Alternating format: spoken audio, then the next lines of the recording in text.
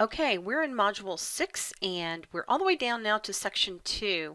I want to talk to you a little bit in this section about how to change your column width and your row width. What's going to happen is if you don't have enough space in a particular column for numbers, for example, you're going to end up seeing these little pound symbols.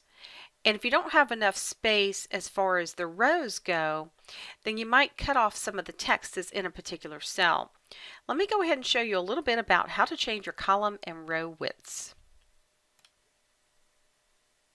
Let's talk first of all about text.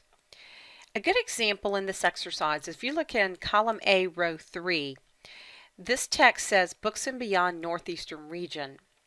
You'll notice it's all in A3, none of it's in B3 because when you click here you'll see there's nothing in the formula bar. Text will spill over to the next cell provided it is empty, like in this particular case. Numbers will not do that. Now if I happen to type something in B3 for example, notice how it chops off whatever is over in A3. Now I can make the column a little bit wider so that I can see everything there.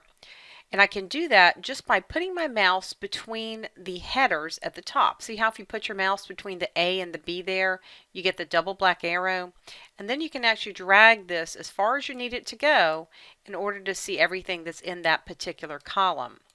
Now you'll notice in this particular case, it made column A really wide, so that's really not going to work for me in this case, but that's how you would do that. I'm going to go ahead and delete that 5. And I'm going to move this back over a little bit. Something else you can do is if you know that you need a column to be a little bit wider, instead of dragging that left or right, you can actually double click that line that separates column A and B. And what that will do is look down the entire column, find the widest piece of information and make your column just that wide.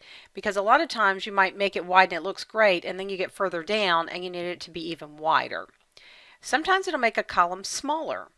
For example, if I look here at February and I come up and get the line that separates the D and the E, notice it made it a little bit smaller. See that? So you can always work with your column widths that way. Now let me go back and just make that smaller again because it's way too wide. The other thing I want you to notice is that numbers will not spill over. Let's say I take, for example, March, and I happen to make it a little smaller like this. You'll see that eventually you're going to see these little pound symbols like this. And sometimes you'll only see one in that column because maybe that one cell only is the one that wasn't wide enough. But anytime you see these, that means that the column is not wide enough. Even if the one to the right of it's empty like this, it's still not going to spill over. Only text will spill over. I'm going to undo that.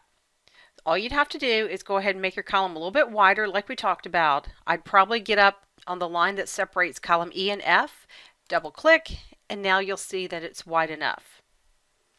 That's pretty much all you need to know about changing your column and row widths. Well, that's going to wrap up Module 6.